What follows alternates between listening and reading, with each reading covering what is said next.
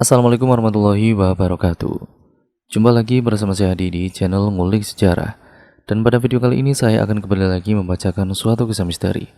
Kali ini masih tetap berjudul Aku Belum Mati memasuki part yang ketiga. Cerita kali ini masih tetap ditulis oleh akun yang bernama Caleng Oleng.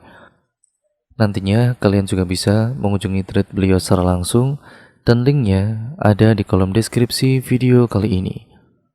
Yuk, daripada kita lama-lama, daripada kita penasaran bagaimana kelanjutan kisahnya, mari kita langsung saja menuju ke kelanjutan ceritanya.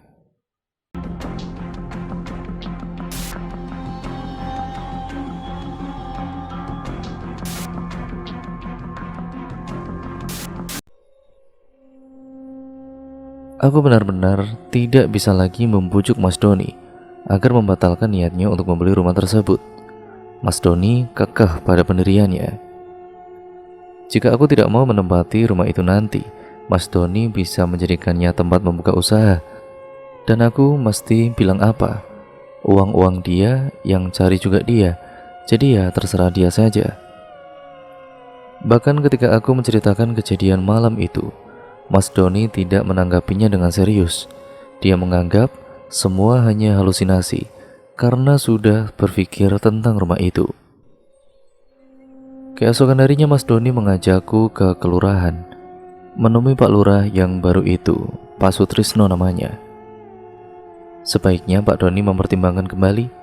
Masalahnya, jika sudah dibeli, rasanya sulit untuk menjualnya kembali. Tapi saya kurang tahu juga seumpama sudah direnovasi, kata Pak Lurah mewanti-wanti. Iya Pak, saya tidak berniat menjualnya kembali. Saya ingin memelihara peninggalan sejarah bahwa di kampung ini dulu juga pernah ada bangsa Eropa, bangsa yang dibilang penjajah. Saya ingin melestarikan rumah itu. Ya baguslah kalau itu tujuan Pak Doni. Kami bangga karena ternyata masih ada yang punya perhatian terhadap rumah yang punya sejarah historis. Akhirnya rumah itu resmi menjadi milik kami. Dan Mas Doni mulai mencari tukang untuk merenovasi secara bertahap. Mas Doni mengajak aku untuk melihat isi dalam bagian rumah itu. Ternyata ada yang pernah aku lihat dalam visualisasiku memang sama persis dengan apa yang aku lihat sekarang. Mungkin para pembeli dan juga pemilik terakhir juga tidak pernah mengusik bagian dalamnya. Mereka sama seperti Mas Doni, memelihara dan juga menjaga keasrian cerita yang telah puluhan tahun itu. Tiba-tiba alam seperti bergemuruh. Aku merasakan kengerian yang teramat sangat dengan mencengkeram kuat lengan Mas Doni. Namun yang aku cekal bukanlah lengan suamiku, melainkan lengan patung kayu yang tepat berada di sampingku. Mas Doni, teriakku memanggilnya namun tidak ada sahutan. Di sana di sofa tengah itu duduk seorang laki-laki tua berhidung mancung dan berkacamata minus. Ya, aku ingat lelaki itu berkewarganegaraan Belanda. Di sampingnya seorang lelaki pribumi yang tengah membungkukkan badan sambil mendengarkan perintah lelaki Belanda tersebut. Ah, kamu Sukamto, tolong kamu cari pembantu yang masih muda untuk bekerja di sini ya. Kalau bisa yang cantik dan mau menjadi istri simpanan saya. Paham kamu?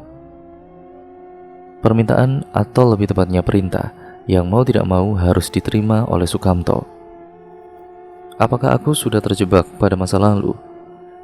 Karena pikiranku terlalu fokus pada rumah ini, atau karena rasa takut yang berlebihan sehingga terbawa ke alam bawah sadarku. Lalu di mana aku sekarang?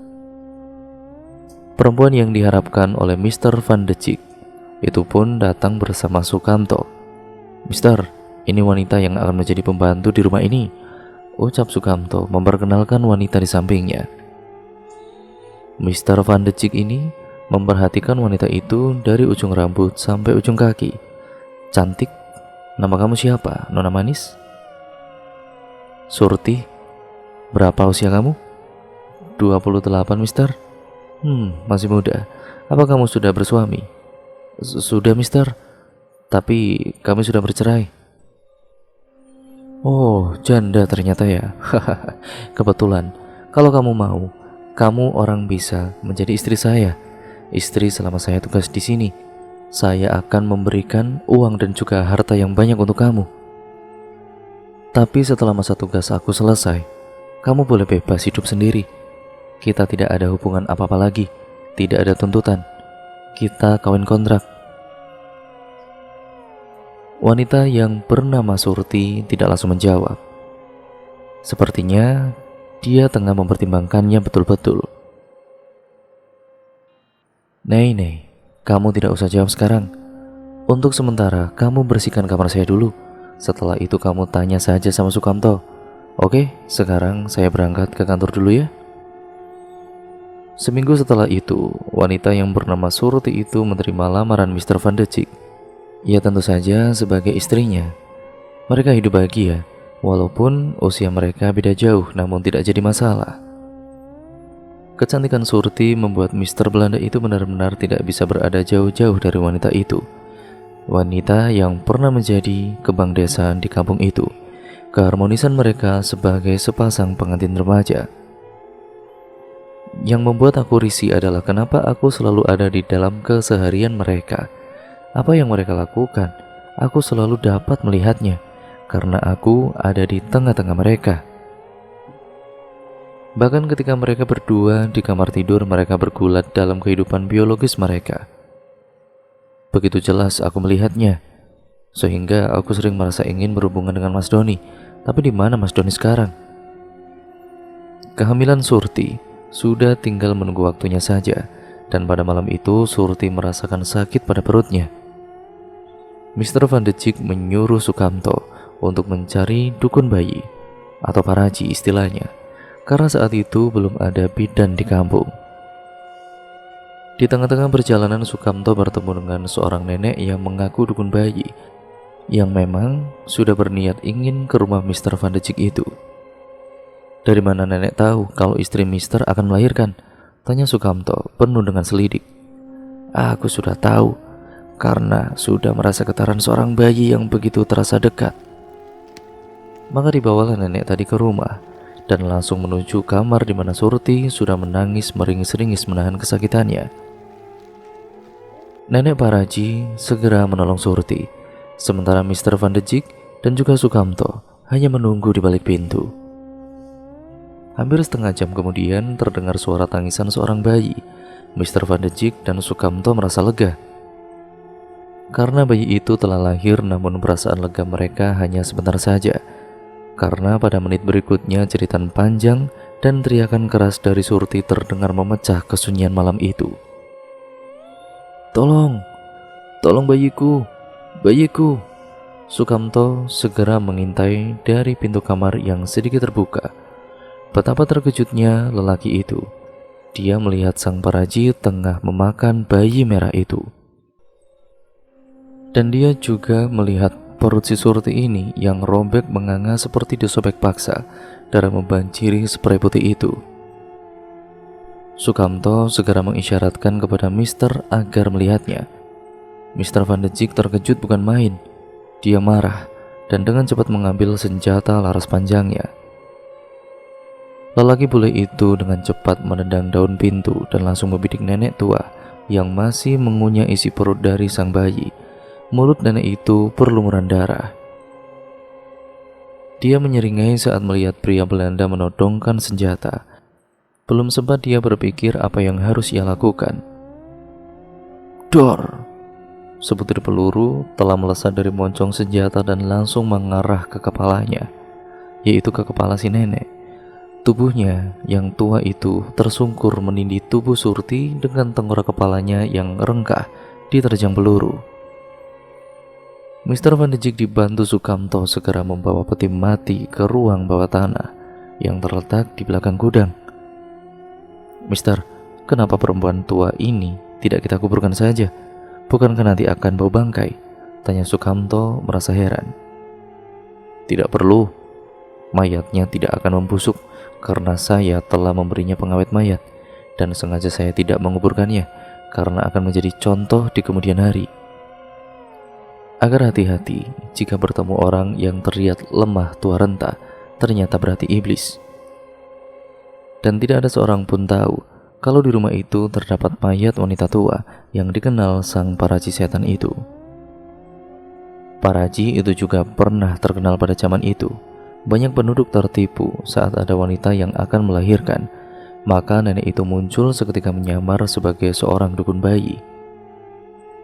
Aku masih merasa mual teringat banjir darah di atas tempat tidur dan lantai kamar. Bau anyir darah membuat perutku mual. Uh, Aku tidak tahu tengah berada di mana. Yang aku rasa alam sepertinya berputar. Kepalaku pening sekali dan aku tidak ingat apa-apa lagi. Anggi, bangun. Kamu kenapa? Tiba-tiba aku mendengar suara yang tidak asing di telingaku. Ya, itu suara Mas Doni. Mas, dari mana saja sih kamu? Maksud kamu? Mas Doni nampak heran melihat aku yang seperti tengah kebingungan dan juga ketakutan. Kamu hamil, Ki? Pertanyaan yang terlalu jujur mungkin aneh pikirku. Aku ketakutan setengah mati, dia malah nanya yang lain. Aku melihat kejadian yang mengerikan, Mas. Ada perempuan melahirkan dan bayinya dimakan nenek jahat. Aku menceritakan secara singkat penglihatan yang baru saja aku alami. Luar biasa, sepertinya kamu mempunyai semacam indera keenam, bisa melihat masa lalu tentang rumah ini. Mas Doni malah mengolok-olokku. Mas, aku mau pulang. Aku gak mau mati berdiri di sini. Mas Doni memandangku. Dia melihat kalau aku serius ingin cepat pergi meninggalkan rumah ini. Sebentar sayang, aku mau lihat bangunan belakang rumah ini. Keinginannya memang susah untuk dicegah. Mau tidak mau, aku pun mengikutinya menuju bagian belakang rumah. Ada lorong kecil menuju belakang rumah, dan sebuah tangga batu untuk turun ke bawah menuju ruang bawah tanah. Mas Doni, memang, dia ini orangnya yang penasaran. Dia ingin menuruni anak tangga itu, namun aku mencegahnya. Tolong Mas, jangan turun ke sana, aku takut terjadi apa-apa. Mas Doni pun menurut, dan kami meninggalkan rumah itu. Mas Doni sudah menyiapkan beberapa orang untuk merenovasi bagian belakang yang memang masih berantakan. Beberapa pohon besar mulai ditebang, demi untuk membuat suasana seram sedikit berkurang. Begitu juga dengan dinding yang sudah diselimuti lumut pun dibersihkan, rencananya akan dicat ulang. Memang butuh waktu yang lama untuk membersihkan lumut yang sudah menebal. 3 orang tukang sudah bersiap. 1 orang untuk pemasangan batu bata merah di belakang, 1 orang untuk membantu membuat adukan semen pasir dan membawa batu bata, sementara yang seorang lagi membersihkan lumut di dinding bagian luar. Lagi-lagi aku tidak mau harus terlibat lagi. Mas Doni meminta aku untuk mengantar makanan dan kopi saat tukang sebelum bekerja. Memang sudah menjadi kebiasaan di kampung. Sebelum kerja, tukang-tukang itu menikmati kopi dan panganan kecil seperti gorengan pisang dan juga gorengan tempe, plus rokok tentunya. Begitupun dengan siang hari menjelang istirahat. Aku harus kembali ke sana untuk membawa nasi dan juga lauk pauknya. Tukang akan makan siang saat istirahat. Terkadang aku harus mengajak Mbak Sarah untuk membawanya, karena jaraknya tidak terlalu jauh, kami hanya jalan kaki saja. Kayaknya rumah ini bakalan menjadi rumah yang paling indah dan megah deh. Jangan-jangan nanti banyak orang yang selfie di sini. Gue percaya deh, Gi. Kesan serem bakalan hilang deh. Dan elu gak perlu takut lagi. Komentar Mbak Sarah membuat pikiranku positif. Dengan langkah tenang tanpa beban, aku mendekati para tukang yang baru turun untuk beristirahat. Ayo akang-akang, makan dulu. Makan yang banyak ya Kang, walaupun lauknya hanya seadanya saja, kataku. Enggak Bu, enggak. Terima kasih banyak. Kami sangat bersyukur kalau Ibu memberi kami makan siang, sehingga kami tidak perlu makan di luar, yang berarti kita nggak perlu mengeluarkan uang. Hehehe. Kang tukang kemudian kelihatan senang menerima makan siang dariku, dan Mbak Sarah melihat-lihat bagian belakang yang sedang dipasangi batu atau dinding pembatas. Wah, ini rumah apa istana, Ki? Gue baru lihat bagian belakangnya aja. Udah merinding gitu bulu kuduk gue. Serem banget lihat tangga ke bawah tanah itu. Yang lu bilang ada peti matinya ya? Iya mbak, tapi itu kan cuma penglihatan yang belum nyata dengan penglihatan mata sebenarnya. Ya mudah-mudahan kan nggak seperti yang lu lihat aslinya, Ki. Soalnya ya sayang tuh kalau rumah sebagus itu kalau cuma buat ngelondri doang. Kalau misalnya lu butuh gue buat temenin lu nanti, gue siap-siap aja kok, Gi. Hitung-hitung gue numpang hidup aja sih. Kan gue udah nggak ngurusin anak lagi.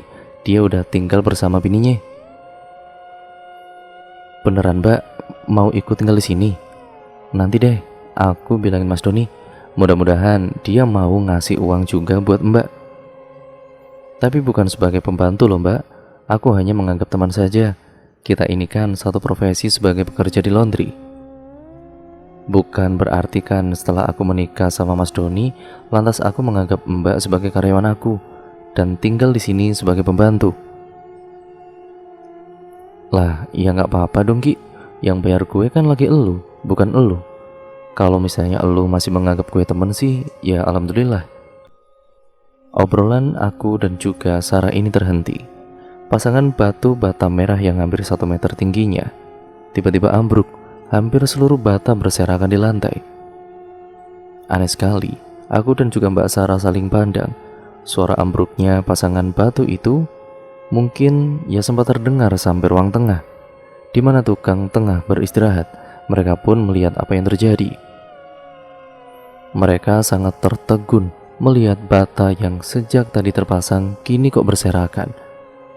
Apa Akang mengadu pasirnya kurang semen? Mbak Sarah bertanya pada mereka.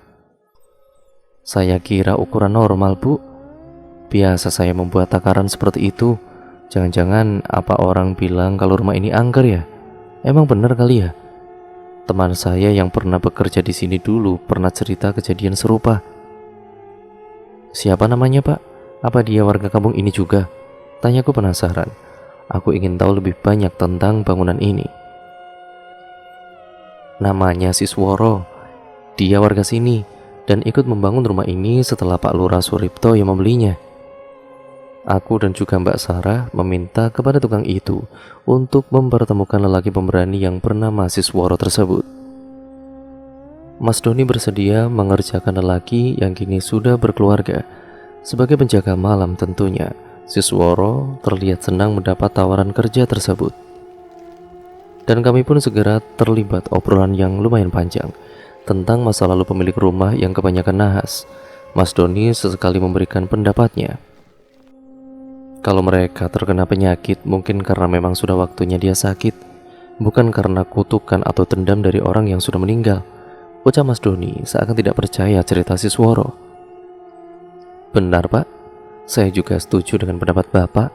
Mungkin pengalaman saya juga hanya kebetulan saja, balas Sisworo dengan tenang tanpa membantah. Dan Sisworo mulai menceritakan dari pertama ia bekerja di rumah yang kini untuk ketiga kalinya dia bekerja. Tuan Chen adalah seorang saudagar yang sudah terkenal di wilayah Jawa Tengah. Dia penyuplai beras terbesar untuk mencangkup kota besar.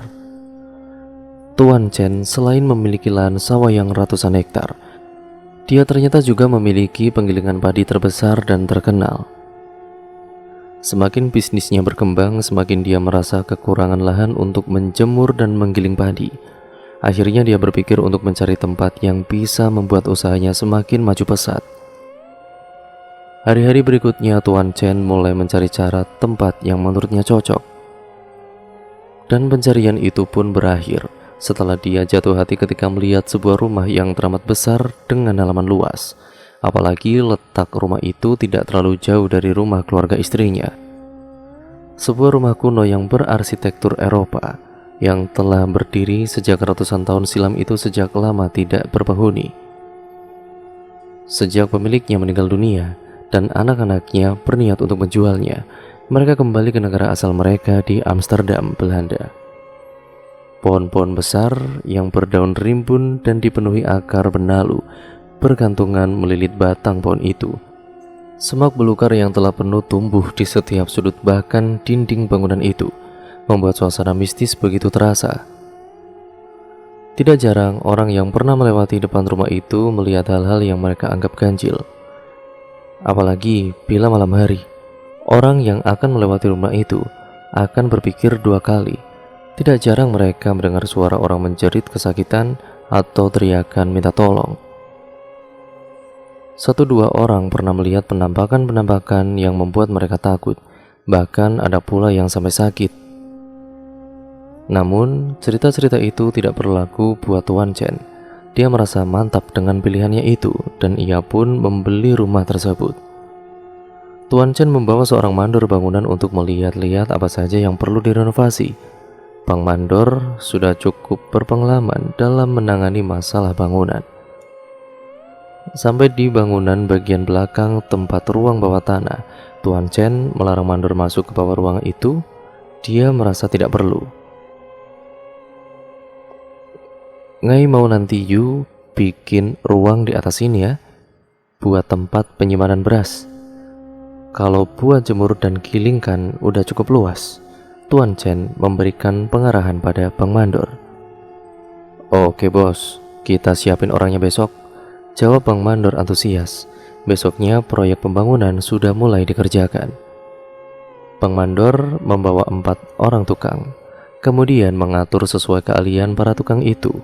Ada yang membongkar dinding, memotong kayu, dan sebagainya.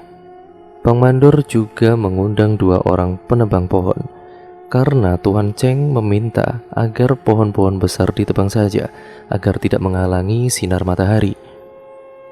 Sebelum melakukan penebangan, kedua penebang itu membersihkan rumput ilalang yang tumbuh, membuat tempat itu seperti hutan belantara.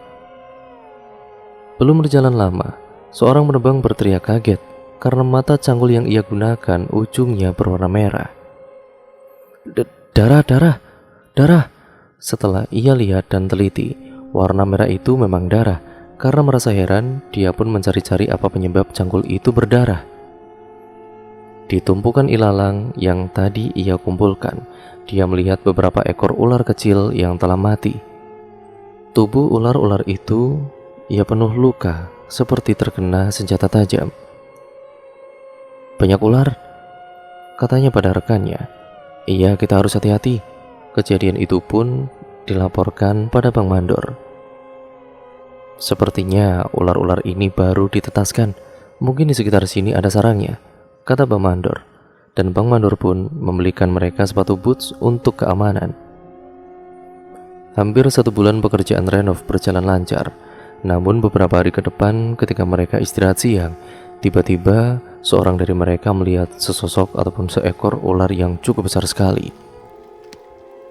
Dia menghampiri ular itu. Di tangan kanannya membawa sebilah sabit untuk membersihkan rumput. Ular itu terdiam seakan tidak merasa terusik dengan kehadiran orang itu. Kepalanya tegak seakan bersiap untuk menyerang. Dengan tenang orang tadi menyentuh ular dengan sabit. Tanpa diduga dengan cepat ular mematuk tangan orang tadi. Aduh. Dia mengadu kesakitan. Dengan kesal dan amarah tinggi, ia menepas leher ular itu. Keras. Namun anehnya, kepala ular itu bukan jatuh ke tanah, melainkan melayang lurus tepat di leher orang tersebut, yang langsung tersungkur. Tolong, teriaknya. Beberapa temannya langsung mendekat dan menggotong dan membawa ke tempat yang aman. Kemudian Bang Mandor membawanya ke klinik. Namun naas, orang tadi tidak dapat diselamatkan. Racun ular dengan cepat menjalar ke setiap pembuluh darah hingga jantung. Dia pun seperti kejang-kejang hingga meregang nyawanya. Sebagai pemilik rumah, Tuan Chen ini merasa ikut bertanggung jawab atas musibah itu.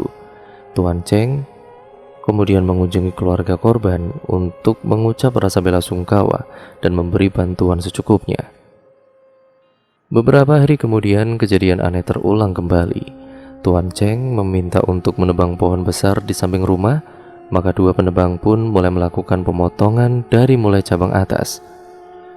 Satu demi satu cabang pohon telah mereka potong.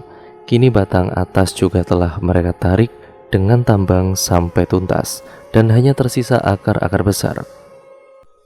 Keanehan pun terjadi tanpa sepengetahuan mereka. Cabang dan juga dahan yang telah mereka potong dan berserakan seperti bergerak perlahan berkumpul dan menyatu kembali. Untuk menuntaskan pemotongan akar, mereka harus menggali tanah untuk mempermudah pemotongannya. Mereka pun menunda pekerjaan itu hingga besok karena hari ini sudah menjelang sore. Juga mereka kan sudah merasa sangat lelah. Malam telah larut. Suasana sekitar tampak lengang dan sunyi. Serangga malam tengah bernyanyi tentang penantian esok pagi. Seorang penjaga yang mengawasi barang-barang proyek pun sudah nampak tertidur lelap. Sebuah hal yang tidak masuk akal pun terjadi.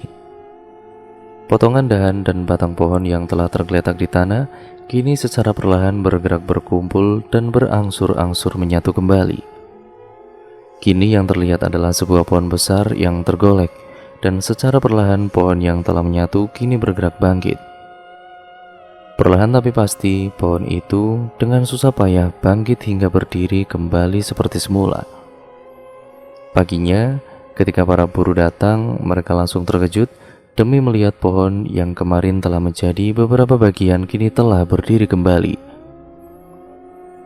Ternyata benar, rumah ini angker, John, kata salah satu pekerja. Iya nih, aku jadi takut nih, timbal yang lain. Setelah Bang Mandor tiba, dia langsung berembuk dengan semua pekerjanya. Sebaiknya kita mengadakan acara selamatan terlebih dahulu. Setelah berembuk kemudian Bang Mandor, dia kemudian usul kepada Tuan Cheng. Kalau memang menurut kalian begitu, ya ngai menurut saja. Kemudian prosesi acara selamatan pun digelar. Meskipun sudah diadakan acara selamatan, namun kejadian lain tetap masih sering terjadi.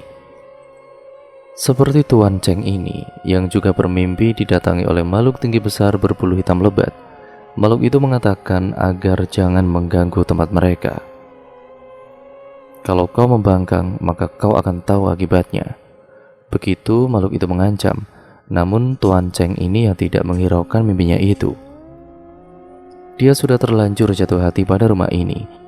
Dia akan tetap melanjutkan pembangunannya. Menginjak waktu 2 bulan, renovasi sudah mendekati finishing. Tuan Cheng meminta pada Bang Mandor untuk membongkar tembok pagar sebelah kiri agar bisa dimasuki mobil berukuran sedang. Maka sebuah traktor berukuran kecil pun kemudian mulai mengeruk tanah yang agak tinggi. Di saat traktor mengeruk dan juga mengangkat sebuah batu yang agak besar, tiba-tiba puluhan ekor ular-ular kecil terbawa di gigi-gigi traktor. Ular-ular itu menggeliat seakan menolak untuk terbawa tumpukan tanah yang hendak dibuang. Sisworo pemuda kampung itu yang ikut bekerja mendekati ular-ular kecil yang ikut menempel di gigi-gigi traktor. Ia memerhatikan jenis anak-anak ular tersebut. Ini jenis piton, mungkin ular itu membuat sarang di bawah batu itu, katanya. Apa jenis ini berbahaya? Semua jenis ular itu kan berbahaya.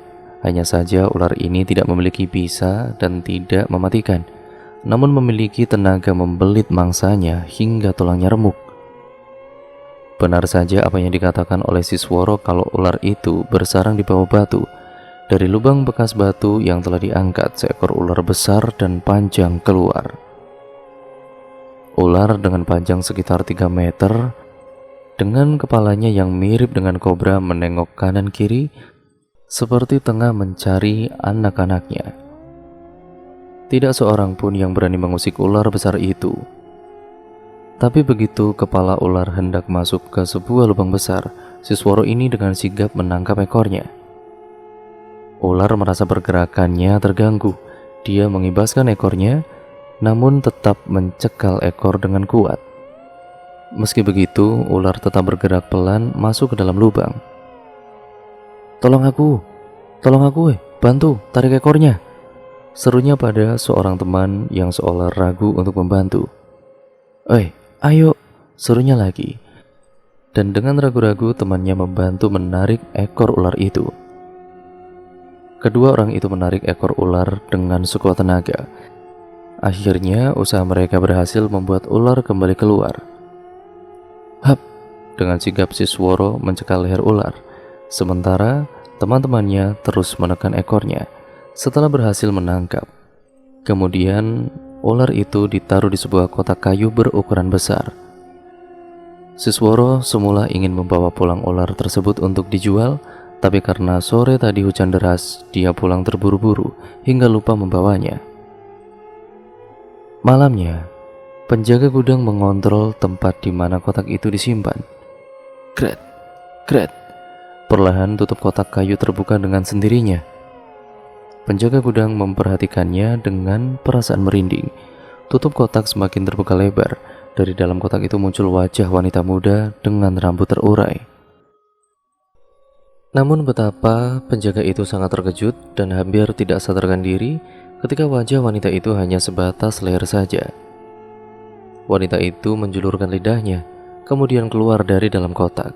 Ternyata tubuh wanita itu adalah tubuh seekor ular. Aku bergidik ngeri mendengar cerita Mas Sisworo. Begitupun dengan Mbak Sarah. Dia sempat bersandar di bahuku sehingga aku agak condong menahan beban tubuhnya yang berat. Namun lagi-lagi Mas Doni hanya tersenyum. Wajahnya datar seakan tanpa ekspresi. Nah, nanti jika Mas Sisworo mendapat ular lagi, aku akan buatkan sangkarnya. Aku akan pelihara untuk kenang-kenangan. Dasar Mas Doni, aku tegang begini, dia malah menanggapinya asal saja. Dan tanpa terasa waktu sudah agak gelap.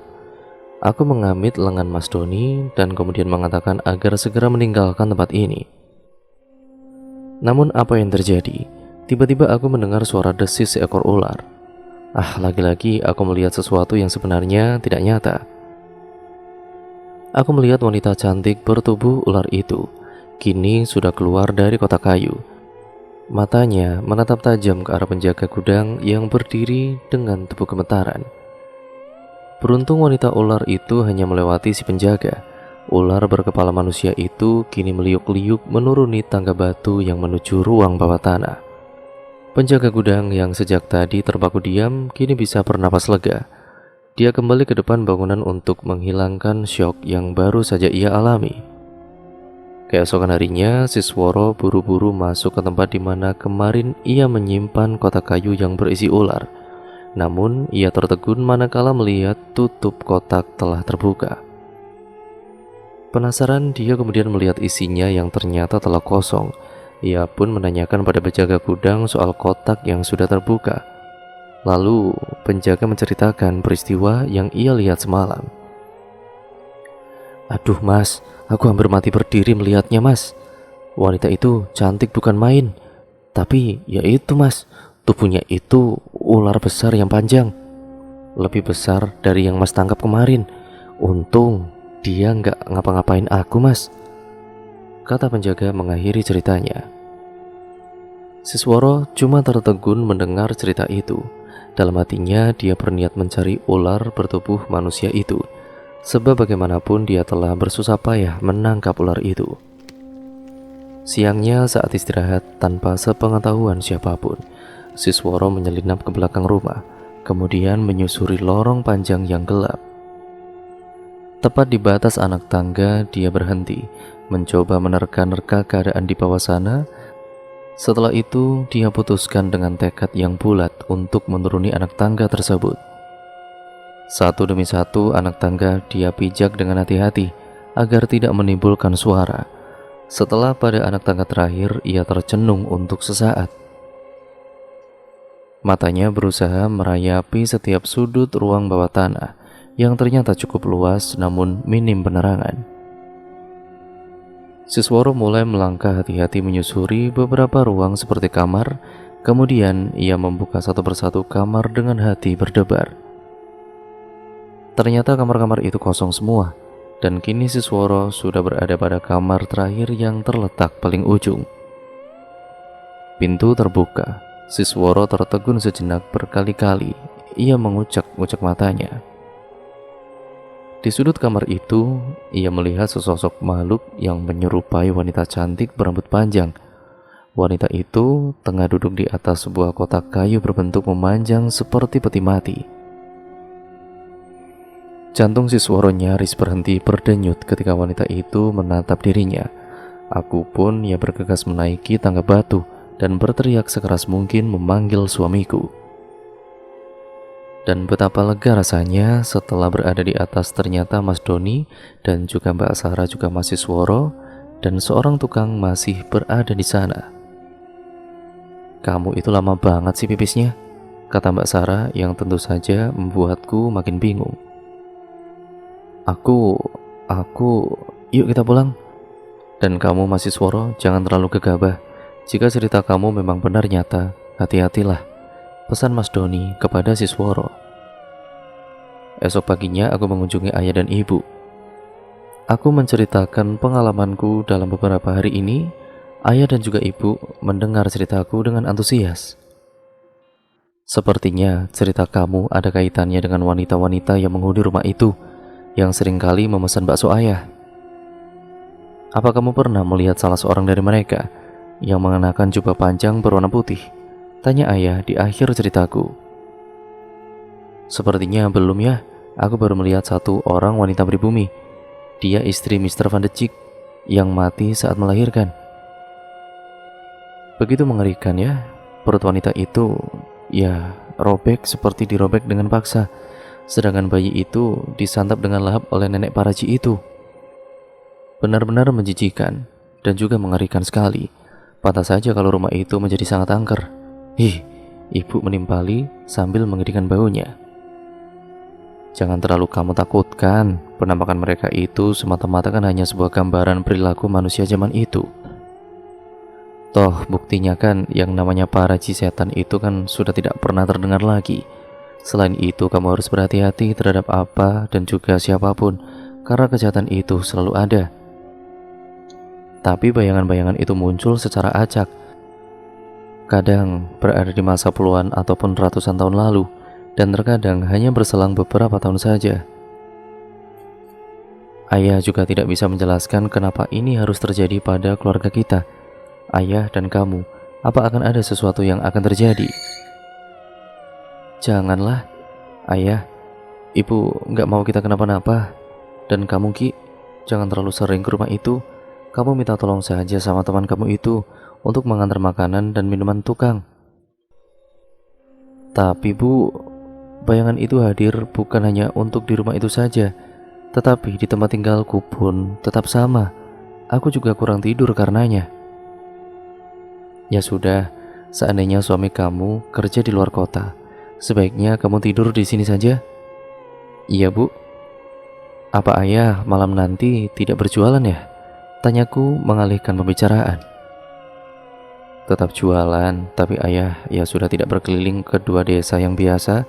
Ayah sekarang jualan melalui arah barat." "Ya memang ayah harus kehilangan banyak pelanggan, tapi amanlah daripada wanita penghuni rumah kamu itu Ki." "Bukan rumah aku ya, itu rumah Mas Doni. Aku kan anak ayah dan ibu yang tidak punya apa-apa." Balasku membuat kedua orang tuaku tertunduk haru. Mas Doni merasa penasaran dengan batu bata merah yang kini berserakan di lantai. Dia meminta tukang untuk memasang ulang dengan tambahan semen agar jauh lebih kuat lagi. Mas Doni menganggap barangkali struktur tanah yang labil, jadi dia minta agar diberi besi terlebih dahulu. Pandangan mataku mulai terasa kabur. Aku melihat tukang bukan orang yang barusan diajak bicara oleh Mas Doni, tapi tukang yang lain yang belum aku lihat sebelumnya. Bahkan lagi-lagi Mas Doni sudah tidak ada di sampingku. Renovasi rumah sudah hampir selesai, secara keseluruhan sudah tertata dengan rapi dan apik. Tembok yang semula penuh lumut kini sudah dicat dengan warna-warni. Begitupun dengan tampak depan, terlihat sangat luas sekali. Di sisi kiri terdapat lahan terbuka dengan lantai dari paving sebagai tempat menjemur padi. Sedangkan sisi sebelah kanan dibuat pintu gerbang dengan jalan beraspal untuk memudahkan truk kecil itu keluar masuk, mengirim dan mengambil beras. Di bagian belakang terdapat tempat penggilingan padi dengan dinaungi atap-atap dari sirap agar tidak terlalu panas. Hanya satu yang belum dikerjakan, yaitu sebuah gudang beras untuk penyimpanan dan stok untuk menyuplai wilayah kota. Tuan Cheng tetap memilih lokasi berada di atas lorong yang menuju ruang bawah tanah, tanpa mau mendengar cerita dari para pekerjanya yang mengatakan kalau mereka sering mendapat gangguan dari penghuni belakang rumah itu. Pokoknya, Ai nggak mau tahu, cuma tempat ini yang Ai anggap cocok, dan Bang Mandor pun langsung mengiyakan. Malam itu, Tuan Cheng tengah menghitung anggaran yang telah ia keluarkan untuk biaya operasional renovasi rumahnya. Tiba-tiba di layar komputernya yang sedari tadi hanya memperlihatkan foto-foto rumah, kini berganti seperti layaknya memutar video. Nampak di monitor pasangan-pasangan bata merah yang tadi siang telah terpasang di atas ruang bawah tanah, kini telah berserakan di tanah. Tuan Cheng juga melihat sesosok bayangan aneh, bayangan sosok seorang wanita yang bertubuh ular. Tuan Cheng mengzoom sosok itu, namun sudah tidak terlihat lagi di layar monitor. Aneh, pikirnya, padahal kan dia belum memasang CCTV di rumah barunya ini. Untuk meyakinkan, maka keesokan harinya ia pun melihat lokasinya, dan semua persis seperti yang ia lihat di layar semalam. Tuan Cheng terlalu hanyut akan obsesinya untuk memiliki rumah sekaligus gudang besar yang baru akan rampung. Dia juga sering mendapat pandangan atau ancaman lewat mimpinya, kalau dirinya akan celaka bila ia tetap melanjutkan pembangunan itu. Akhirnya Tuan Cheng jatuh sakit. Separuh tubuhnya sulit untuk digerakkan. Bicaranya pun seperti tanpa arah, selalu berteriak mengancam akan mencelakai orang sekitar rumah barunya. Istrinya dan juga anak-anak Tuan Cheng membawanya ke rumah sakit. Namun, pihak rumah sakit ini menyatakan kalau Tuan Cheng hanya mengalami depresi dan menganjurkan untuk dibawa ke psikiater. Tuan Cheng dinyatakan mengalami gangguan kejiwaan. Kini kehidupan keluarga Tuan Cheng nampak morat-marit. Mereka tidak lagi menyanggupi bisa memenuhi tuntutan konsumen untuk mencukupi suplai beras seperti biasanya. Akhirnya banyak konsumen merasa kecewa dan menarik saham yang sudah mereka tanam pada Tuan Cheng. Semakin hari keuangan mereka merosot secara drastis. Tidak ada jalan lain untuk menutupi sebagian hutang dan kebutuhan sehari-hari. Istri Tuan Cheng kemudian berembuk dengan anak-anaknya untuk menjual rumah baru mereka yang hampir selesai dan dinyatakan terpenggalai pembangunannya. Maka ia terpasanglah sebuah papan iklan dengan tulisan dijual pada pagar depan rumah itu. Papan iklan cukup menarik minat banyak orang karena mereka melihat rumah berdesain Eropa dengan sentuhan minimalis yang mempesona atas usulan seorang arsitek. Tidak terkecuali seorang lurah dari desa sebelah yang juga tertarik melihat rumah itu. Setelah melakukan negosiasi dengan keluarga Tuan Cheng dan mencapai kesepakatan, akhirnya Pak Lurah membayar harga rumah dengan harga agak miring. Pembangunan pun berlanjut dengan model rumah tanpa mengubah pola yang sudah jadi. Pak Karwito, nama lurah itu, bukan hanya orang biasa. Dia juga seorang yang dianggap pintar oleh warga di kampungnya, bahkan sudah dikenal di berbagai pelosok daerah. Pak Karwito tidak mau disebut dukun, dia lebih suka dibilang paranormal, mungkin lebih keren kedengarannya. Banyak pasien yang datang kepadanya dengan berbagai keluhannya. Dari mulai penyakit fisik ataupun non-fisik, orang terkena santet, gendam, atau guna-guna tidak ragu untuk meminta pertolongannya. Pak Karwito, dia pun ingin mencoba bisnis seperti Tuan Cheng. Dia menghubungi beberapa klien Tuan Cheng itu untuk diajak bekerja sama. Maka pembangunan gudang belakang tetap dilanjutkan, meskipun Bang Mandor menceritakan kejadian yang telah berlangsung dari mulai merenov sampai Tuan Cheng sakit. Kali ini Mas Doni sepertinya emosi karena berkali-kali dia menyuruh tukang untuk memasang bata merah, selalu saja ambruk pada keesokan harinya. Dengan penuh rasa penasaran, dia menuruni anak tangga yang terbuat dari batu alam menuju ruang bawah tanah. Aku hanya bisa menahan nafas dan berdoa semoga tidak terjadi apa-apa dengannya. Mas Doni mulai menyusuri ruang bawah tanah. Dia melihat beberapa kamar di sana. Satu demi satu Mas Doni mulai membuka pintu kamar-kamar tadi dan semuanya kosong. Tinggal satu kamar yang terpisah di ujung ruangan itu. Perlahan, Mas Doni ini membuka pintu dan benar saja, di sudut dinding terlihat sebuah peti mati berukuran lebih besar daripada umumnya. Untuk beberapa saat, Mas Doni mencari-cari kunci untuk membuka peti tersebut. Lalu, tangannya ini kemudian menyentuh sesuatu di bagian bawah peti. Pintu peti pun kemudian terbuka. Mas Doni dengan siaga penuh dia melihat isinya yang ternyata telah kosong. Namun, aku mencium aroma busuk yang menyengat teramat tajam. Bau bangkai. Samar-samar aku melihat sesosok wanita muda yang melintas. Sepertinya aku pernah melihatnya lewat visualisasi saat wanita itu melahirkan. Surti, wanita yang perutnya robek dan penuh darah. Wanita itu sempat melihatku lalu menyeringai, membuat tenggukku semakin merinding. Kamu juga akan menerima akibatnya, kata wanita itu entah pada siapa. Dan cerita pun akhirnya bersambung ke part yang selanjutnya lagi, yaitu part yang keempat ya teman-teman, yang sekaligus akan menjadi part terakhir dari keseluruhan alur ceritanya. Jadi kalian harus tetap stay tune terus di channel ini ya teman-teman. Jangan lupa like, komen, dan share sebanyak-banyaknya, dan jangan lupa subscribe. Nyalakan tombol lonceng notifikasinya, agar kalian tidak ketinggalan video terbaru selanjutnya dari channel ini. Sekian dan terima kasih, kurang lebihnya mohon maaf apabila banyak salah kata ya teman-teman. Video ini akan saya akhiri, sampai berjumpa di video terbaru selanjutnya. Wassalamualaikum warahmatullahi wabarakatuh.